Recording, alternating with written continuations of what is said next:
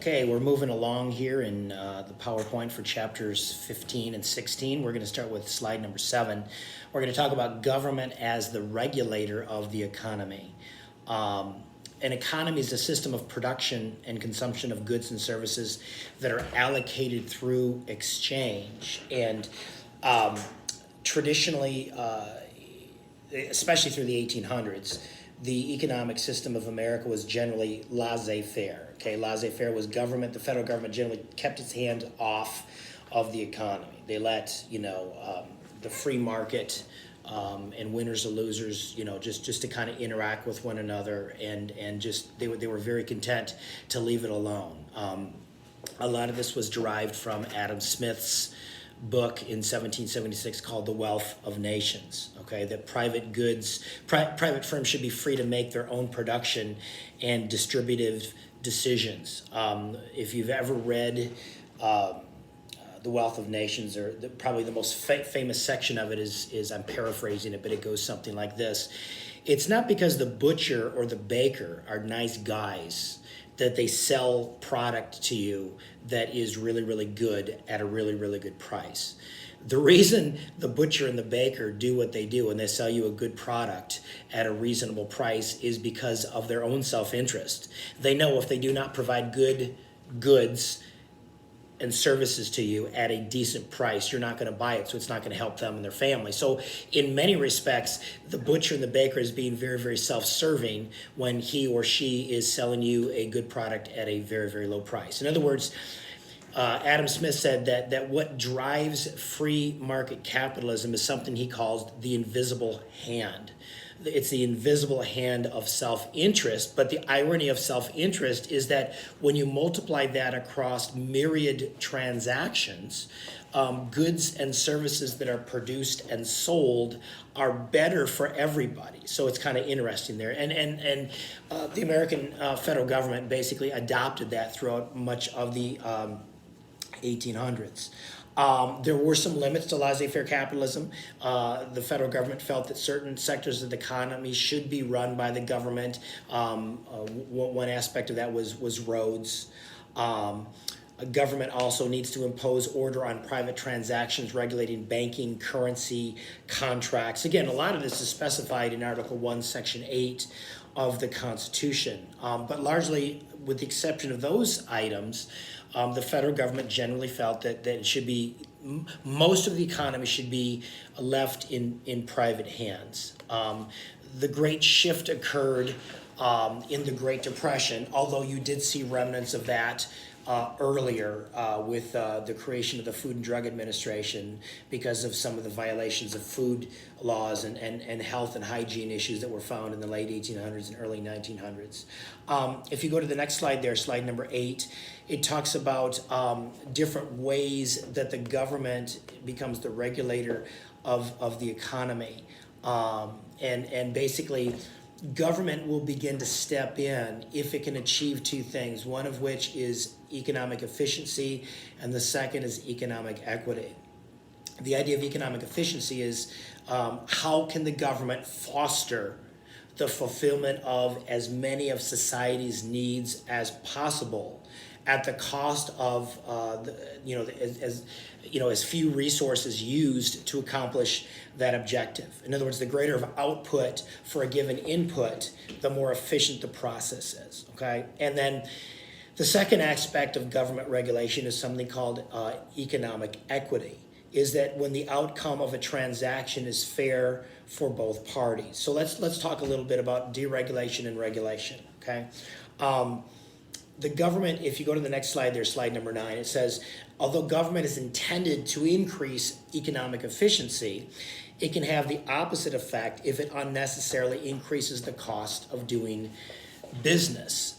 The result of overregulation is higher priced goods that are more expensive for consumers and less competitive in the domestic and global marketplace.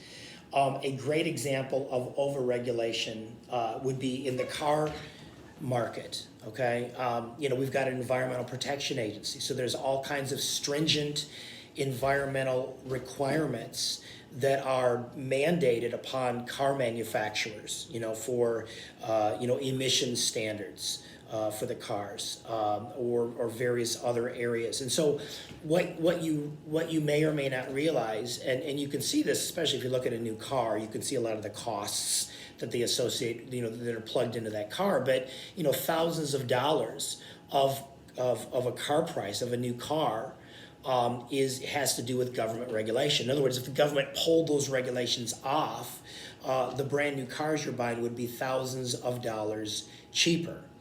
And I don't know, why don't they do that? Well, one of which, do we like to breathe clean air?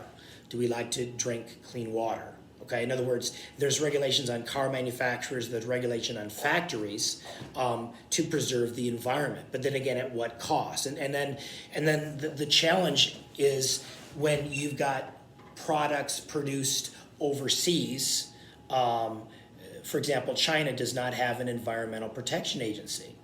And so if products are produced there, they're not subject to that kind of regulation. So it's cheaper coming into the United States. So now you've undercut American products because they're regulated by the government.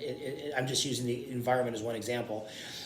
And so now they can they can sell more of their product in American markets. But then America might want to inject some sort of a tariff upon that, but sometimes they can do that, sometimes they can't.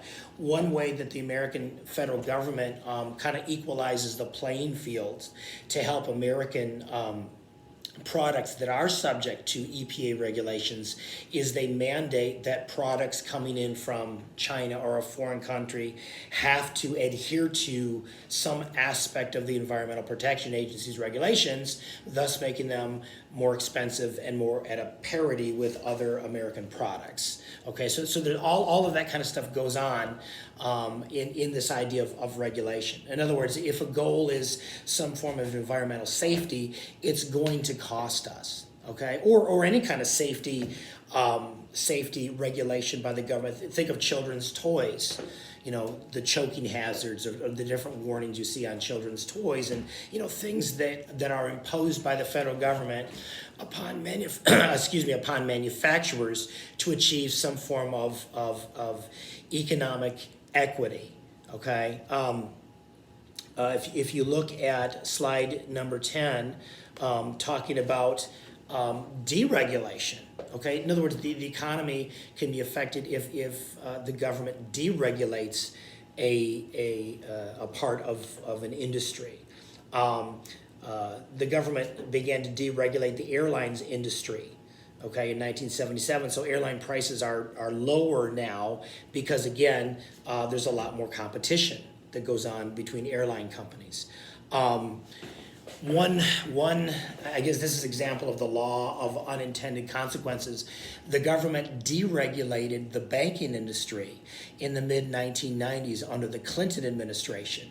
Under President Clinton, his administration argued that low-income home buyers or minority individuals that perhaps couldn't buy houses need to have an opportunity to buy houses. So the federal government demanded that banks began to give incredibly attractive offers to individuals that perhaps did not financially qualify for a mortgage. I remember back in the day, I had a friend of mine who's a banker. It was not unusual to get 125% loan to value mortgages. In other words, let's say your house was worth $100,000 and you owed $100,000 to the house. You could get a loan for $125,000. In other words, you could basically get $25,000 cash and $100,000 to finance your mortgage. They've since eliminated that, but what ended up happening, because the federal government deregulated the mortgage industry, banks were giving loans to individuals that couldn't afford it. So what happened is 7, 8, 9, 10 years later, a lot of people were basically walking away from their homes. I mean, literally saying, I can't pay it. There's no way I can pay it. I'm just kind of leaving my house and going somewhere else. So what happened is the bank becomes the stuckee. And so now they're stuck with let's just say a $250,000 mortgage that no one's making payments on. And so banks are trying to figure out, okay, well, how can we stay in business if we're suddenly, again, this wasn't like 2 or 3 people. This was thousands and tens of thousands of people. So you're talking about ultimately billions of dollars and multiple billions of dollars worth of loans, I think approaching in the trillions, that were basically what they called toxic assets. Okay, in other words, these were loans that were not going to be ever paid back. And so what banks would begin to do is they would create basically they would sell these to one another, and they would try to package these together to try to make money off of toxic assets. And what ended up happening in the early or actually middle 2000s, all of this collapsed, and the banking industry in the United States collapsed. And because we're so interconnected globally with our economies, it literally led to other economies in Europe starting to collapse as well. As the old adage goes, when America sneezes, the world catches a cold. In other words, America as the lead economy, if something breaks down here, it tends to affect other economies. Of course, we're facing the reverse of that in this coronavirus pandemic. If China sneezes, the rest of the world catches a cold. But kind of interesting there. So let's look at some areas of equity through government intervention, and that would be on slide number, again, I've made this bigger, slide number 11, okay? Economic equity occurs when an economic transaction is fair to each party. Okay, in other words, the product you buy is equal to in quality and value to the price you're paying for it. Okay, and a transaction is considered fair if each party enters into it freely and ethically. Okay, in other words, if a seller knows that a product is defective, equity requires that the buyer be informed of the defect. I don't know how many of you have ever bought a home or been around your parents if they've ever bought a home, but if you sell a house, you have to have a seller's disclosure statement that you put usually in your kitchen counter, and you have to list what you know about. If you know of defects in that house, you've got to list that so that buyer knows what they're getting into if they buy that house. In other words, they say, hey, listen, yes, we know that the roof is 20 years old and the roof leaks, okay? And so basically now, if a person wants to buy the house, they're like, listen, I'll buy the house, I love the house, but you're gonna have to pay $10,000 or $15,000 or whatever it's gonna cost to fix the roof of that house. That's an example of government mandated equity, okay? So you can see some of the examples there on this slide. You know, within the progressive era, they created the FDA, the Food and Drug Administration. Again, Upton Sinclair's book, The Jungle. I don't know if you ever had to read that in school. I had to read it, and they talk about the meat packing industry, and they were finding all kinds of things in meat, fingernails, and all kinds of other funky stuff I'm not going to get into. I don't want to gross you out.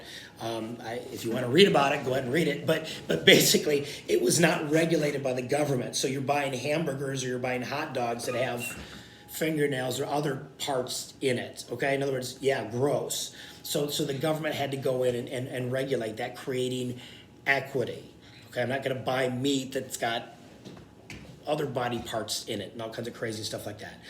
The New Deal era created the Securities and Exchange Act in 1934 because of the stock market crash. In other words, this idea that if you're buying stock, it's equitable for you. You're not buying junk. You're buying something that is legit value, okay? And you can look at some of these other areas. You know, the Standards Act of 1938 required workers or employers to pay workers a minimum wage. There were limits on child labor, okay? And then in the 60s and 70s, there were other regulations creating equity. The Consumer Product Safety Commission, protecting consumers, workers, and the public from harmful businesses. Again, lead-based paint. I'm trying to think of the year. I think it's 1978. Houses built 1978 and before usually were painted with lead-based paint inside of it. And so you've got to disclose that if you're selling a house that's older that has that, okay? The warning labels on cigarettes. Smoking cigarettes can kill you or bad for your health, okay? Things of that nature. These are all examples of equity through government intervention. So I'm going to stop there.